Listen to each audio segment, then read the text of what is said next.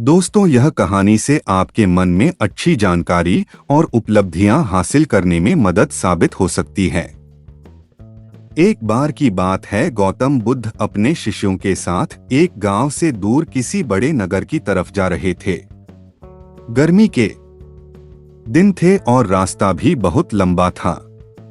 गौतम बुद्ध अपने शिष्यों सहित बहुत देर से चल रहे थे, जिस वजह से उन्हें बहुत प्यास लगती है। वहां से कुछ ही दूरी पर बरगद के वृक्ष की एक घनी छांव थी। सभी लोग उस वृक्ष के पास पहुंच जाते हैं। महात्मा बुद्ध अपने शिष्यों सहित वृक्ष की घनी छाया के नीचे विश्राम करने लगते हैं। बहुत देर से चलने की वजह से सभी का गला प्यास से सूख रहा था। यह बात बुद्ध जानते थे। बुद्ध ने अपने एक शिष्य को कहा, आप इस बरगद की छाया से 20 कदम दूर जाकर बरगद की 2 बार परिक्रमा करके वापस आओ।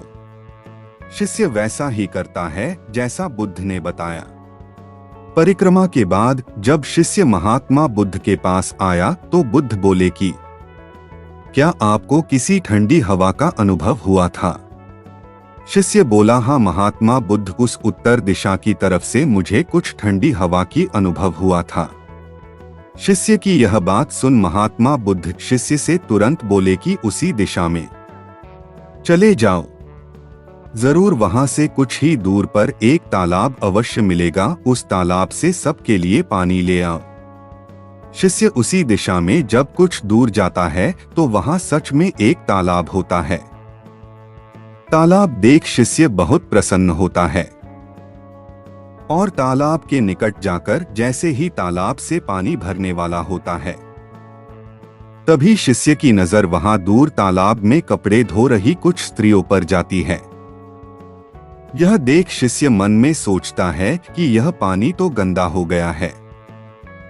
लेकिन जब शिष्य ध्यान से तालाब के पानी को देखता है कि अभी भी तालाब का कुछ पानी साफ है। इतने में 2 बैलगाड़ी जोर से तालाब के किनारे से होती हुई निकल जाती है। बैलगाड़ी के पहिए तालाब की मिट्टी के ऊपर इतनी जोर से निकलते हैं कि तालाब के नीचे बैठी बहुत सारी मिट्टी तालाब के ऊपर आ जाती है, जिस वजह से तालाब का बचा हुआ पानी भी गंदा हो जाता है। यह देख शिष्य बिना पानी लिए क्रोध में महात्मा बुद्ध के पास वापस चला जाता है। शिष्य बड़े ही निराश भाव से महात्मा बुद्ध को सब बात बताता है। शिष्य की बातें सुन सभी शिष्य बोलते हैं कि हमें तुरंत यहाँ से निकलना चाहिए, किसी दूसरी जगह पानी की खोज करनी चाहिए, वरना प्यास के मारे जान निकल जाएगी। इधर महात्मा बुद्ध सभी को शांत होने के लिए कहते हैं और बोलते हैं कि धीरज रखो, कुछ देर यही बैठो, उचित समय आने तक संयम बनाए रखो। सभी महात्मा बुद्ध की बात सुनकर शांत हो जाते हैं और वही बैठ जाते हैं। कुछ समय बीत जाने के बाद महात्मा बुद्ध फिर से अपने शिष्य को उसी तालाब से पानी लाने के लिए कहते हैं। शिष्य बिना कोई सवाल किए उसी तालाब से पानी लेने के लिए फिर से चला जाता है।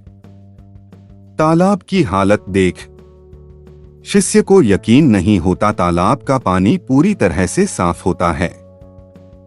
यह देख शिष्य बहुत खुश होता है और पानी भरकर महात्मा बुद्ध के पास जाता है। सभी पानी पीकर अपनी प्यास बुझते हैं, लेकिन अभी भी सबके मन में ये एक सवाल था कि आखिर यह चमत्कार हुआ कैसे? तालाब का सब पानी तो गंदा था।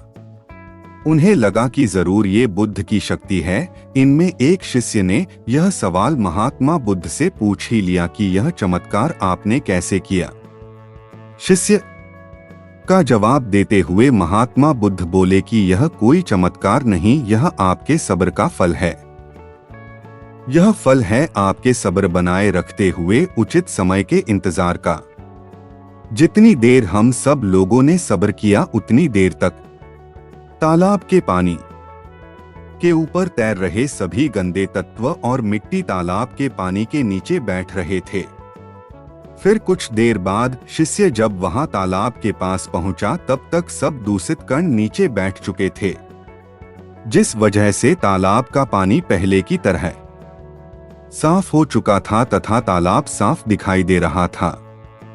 यदि उस समय आप लोगों ने सब्र न किया होता, धैर्य न रखा होता, तो आप सब इतनी गर्मी में पानी की खोज में प्यासे रहकर शायद अब तक मृत्यु को प्राप्त हो गए होते। क्योंकि यहाँ से अगला कोई तालाब है या नहीं, और होगा भी तो क्या उसका पानी साफ होगा या नहीं, इन सब कारणों से आप कभी प्यास न बुझा पाते और प्यास से मर जाते। फिर इतना बोलने के बाद महात्मा बुद्ध शिष्यों को एक सीख देते हुए कहते हैं, जैसी स्थिति हम लोगों के समक्ष आज आई है, वैसी ही स्थिति और मुश्किल दौर जिंदगी के हर मोड़ पर आएंगी। तब उस समय भी आपको ऐसे ही संयम बनाए रखना होगा और अपने विवेक से काम लेते हुए ही आपको एक उचित फैसले के साथ सही नतीजे पर पहुंचना होगा। हर मुश्किल दौर में सब्र रखते हुए ऐसे ही शांत मन से ही कोई फैसला लेना चाहिए जिसका आपके और दूसरों के लिए अच्छा हो, क्योंकि ऐसी स्थितियों में लोग अक्सर गुस्से में आकर अपना सब्र खो देते हैं और गुस्से तथा जल्दबाजी में गलत काम और फैसला कर बैठते हैं, जिसका बुरा परिणाम उनको भविष्य में देखने को मिलता है, जिसमें खुद का नुकसान अधिक होता है।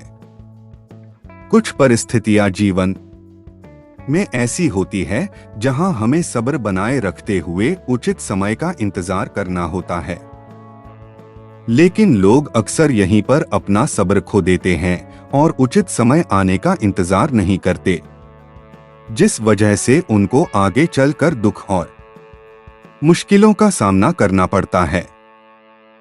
यह आप लोगों को कैसी लगी, अपनी राय हमें कमेंट में बताएं और ऐसी ही कहानी सुनने के लिए हमारे चैनल को सब्सक्राइब कीजिए। धन्यवाद।